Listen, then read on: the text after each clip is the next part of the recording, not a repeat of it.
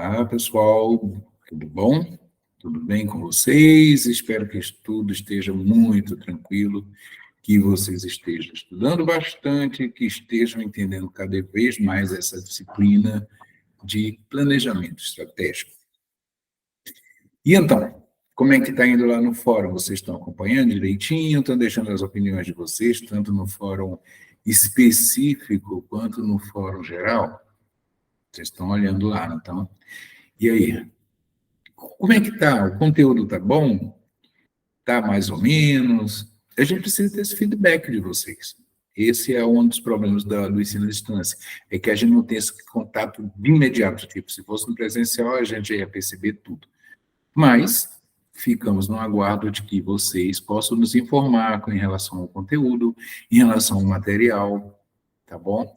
Em relação ao aprendizado de vocês também. O que nos interessa não é passar conteúdo, é que vocês entendam, que vocês aprendam, que vocês apreendam essa informação. Essa informação precisa ficar muito clara na mente de vocês, tá bom?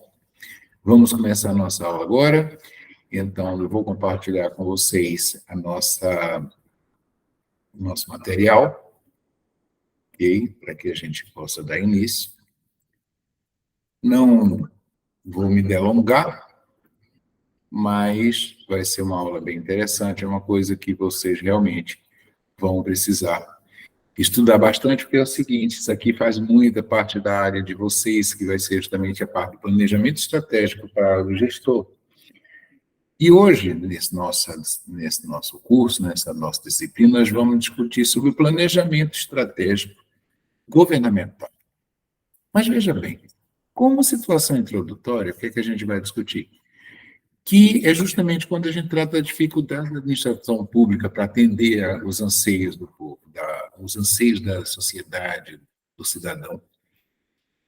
E quando se fala de forma efetiva, é porque não se espera tão somente que seja eficiente, para ser correto com o que se estava estabelecido, eficaz, fazer da melhor forma, com o melhor resultado. Se pede efetividade, se pede que seja a eficiência com a eficácia, ou seja, somado para ter um impacto na sociedade, mas um impacto considerado positivo, entendeu? Então, mesmo que esses cenários estejam desfavoráveis, com guerras em outros países, com fornecedores não mandando produto para a gente, com outros consumidores não comprando nossos produtos, e vocês sabem que a administração pública, ela angarinha a partir de quê? De impostos, taxas, não é isso? E de todo esse movimento comercial. Então, para garantir justamente essa parte, dessa maneira bem responsável, a Constituição Federal de 88 é que determinou que o planejamento é obrigatório no orçamento público. Justamente para quê? Para melhorar a aplicação dos recursos públicos. Sendo assim, ela começa a instituir 3 instrumentos legais, que são justamente o Plano Plurianual, ou o PPA, a Lei de Diretrizes Orçamentárias, que é o LDO, e a Lei Orçamentária Anual, que é a LOA. E vocês, enquanto gestores públicos, vocês vão precisar trabalhar e conhecer bem isso aí, tá? Isso aí é a base de vocês. Então, esses instrumentos eles vão ser importantes por quê? Porque eles são as diretrizes, eles estabelecem diretrizes, objetivos e metas para a administração pública.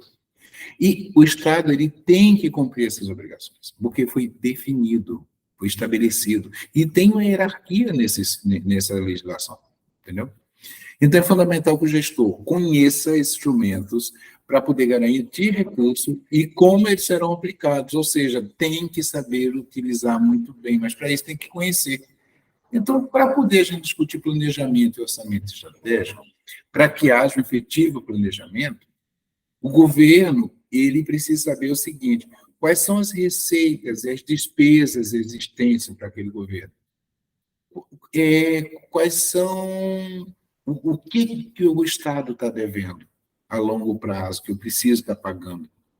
E essas análises, ele, para poder fazer o orçamento, ele faz o seguinte, ele faz todo um levantamento para poder ter o principal instrumento desse governo. Ou seja, ele precisa levantar dinheiro, mas ele precisa saber de onde é que vem o dinheiro. Que tipo de impostos, que tipo de taxas eu vou buscar? Aonde é que tem? Qual que é o valor disso?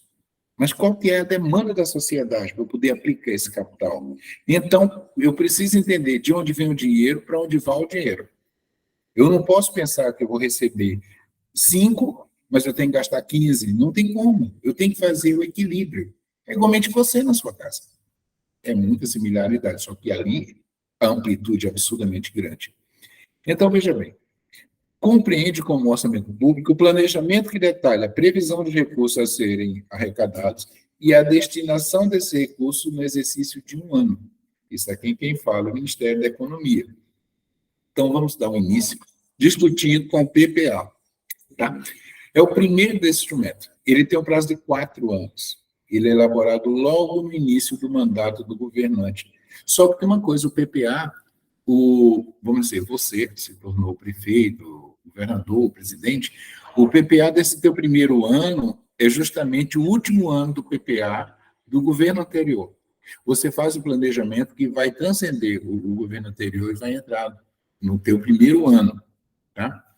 Então, o objetivo desse PPA é o quê? Estabelecer diretrizes, objetivos e metas para serem alcançadas. Isso no período do mandato do gestor, no caso do presidente, do governador ou do prefeito.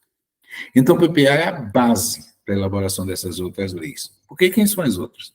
A gente tem a Lei de Diretriz Orçamentária, que é a LDO. Esse é o segundo instrumento. Ele é elaborado anualmente e tem como objetivo definir as metas e prioridades do governo para o próximo ano. Veja que o primeiro PPA, 4 anos. Esse aí já pega essa informação, já vai diluir para o próximo ano e vendo o que é as metas e as prioridades. Gerou-se no PPA, gerou-se um total. O LDO já vai estabelecer metas e prioridades. Dentro de tudo que foi estabelecido, o que é prioritário? Em cima disso que ele vai jogar. Então, o LDO é baseado em quê? No PPA, estabelecendo essa diretriz para elaborar o orçamento anual. Mas nós temos o outro, que é a LOA, ou a Lei Orçamentária, como o nome diz, anual. Ela é a terceira e a última lei orçamentária. Ela é elaborada todos os anos e detalha os gastos que o governo vai fazer para o próximo ano, entendeu?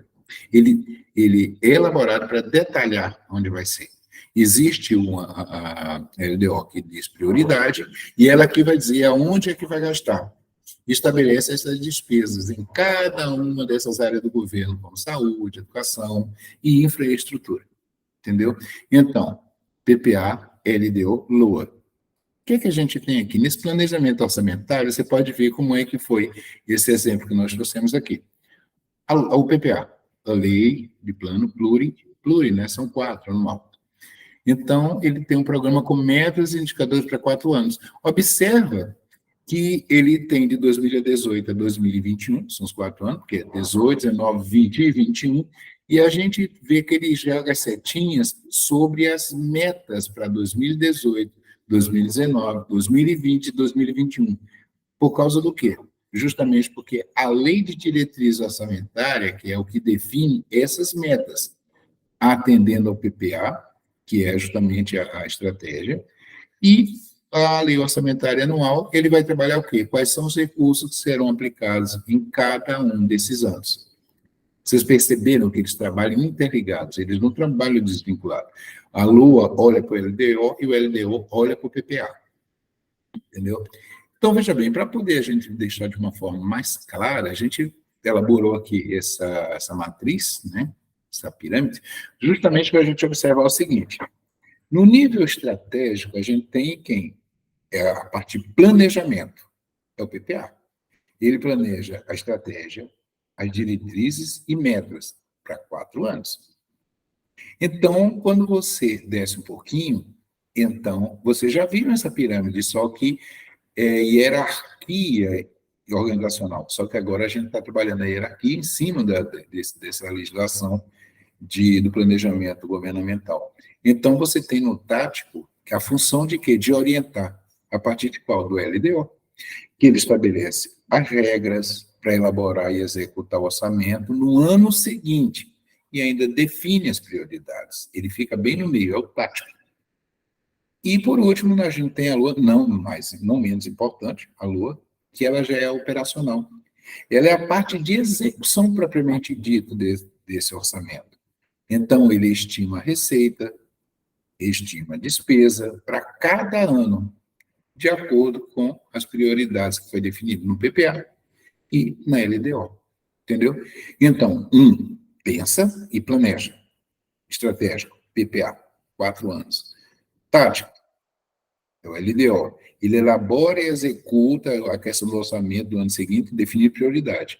E quando você chega na execução propriamente dito, que é a Lua, ele vai para o bem operacional, ele vai pegar essas prioridades e começar a dar execução. Aqui, vocês vão achar um pouco chato, porque isso aqui, no caso, é um fluxo do resumo de tramitação do instrumento orçamentário. Observa que aqui em cima existe a proposta dos poderes. Isso aqui é um exemplo do federal. Então, o Poder Executivo elabora, consolida, sanciona e publica e controla o que veio dessas propostas. Mas observa bem que ele vem aqui, ó, uma proposta do PPA, uma proposta do LDO e uma proposta da LOA. O primeiro ano de mandato, até 31/8, o PPA tem que estar pronto. Já o LDO é anualmente até o dia 15 de abril de cada ano. E a LOA, anualmente até o dia 31/8 de cada ano. Tá? Essa aqui é a legislação que consta na Constituição Federal. Está lá. Então, essa informação é levada para o executivo, para o legislativo, que recebe, modifica, aprova, fiscaliza, e manda de volta o aprovado do PPA, da LOA e do LDO, e retorna para o Poder Executivo, que desce. Agora, na base da execução, observa que tem todo um parâmetro aqui para poder dizer se vai ou não vai executar isso aqui.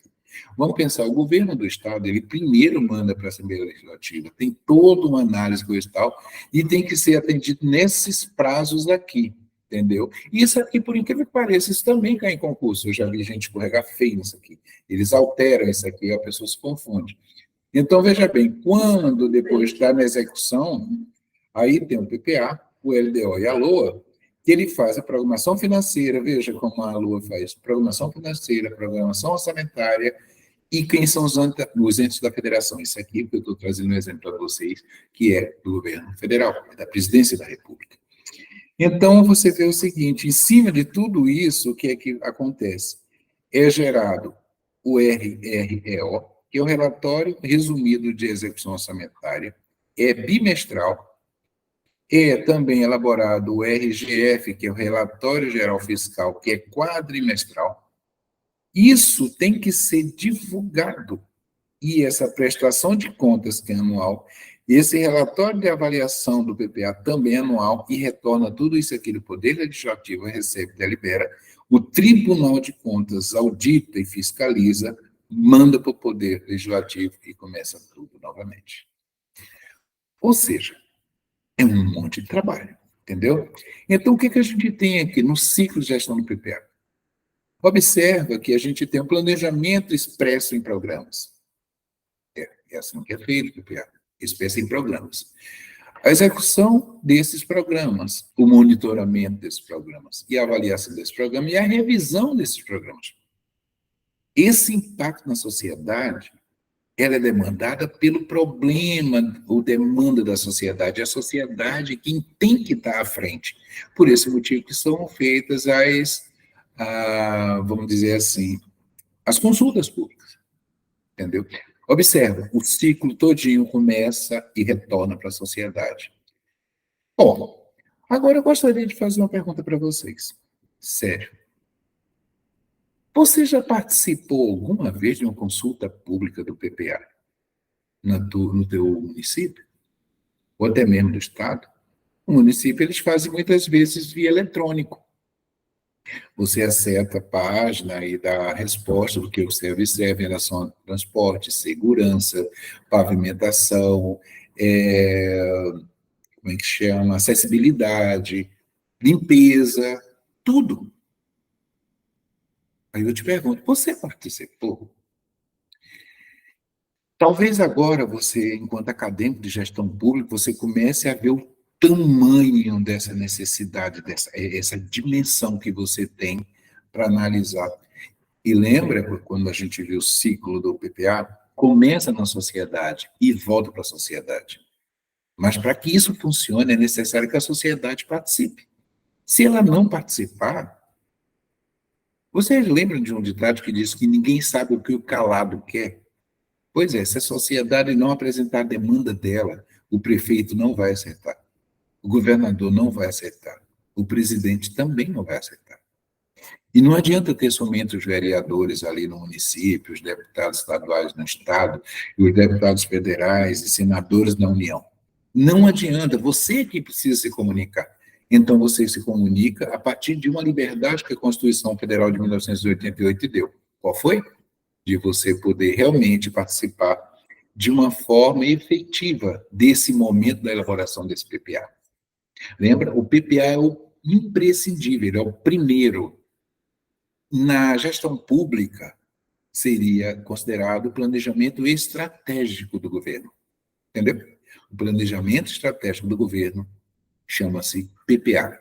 E isso aí é validado, sabe por quem? Pela própria Constituição Federal de 1988, e com todas as suas alterações, continua dizendo que é assim que funciona. Bom, discutimos hoje sobre o planejamento estratégico na governança, no governo público, ok? E entendemos que o PPA, o LDO e a LOA são os três elementos que eles se interconectam para poder atender a demanda da sociedade. Ok? Então, o que é que eu posso dizer mais? Eu posso dizer que foi mais uma vez uma grande honra poder estar com vocês e espero que vocês vão lá no nosso fórum, discutam, façam as atividades, vão se preparando. Sabe por quê? A ONU está chegando. Não deixa para tomar um susto na última hora, não. Tem bastante material. Vai com calma, vai na paz e vai se juntando a nós, tá? Aguardo vocês na próxima aula. Fiquem bem. Até lá. Tchau, tchau.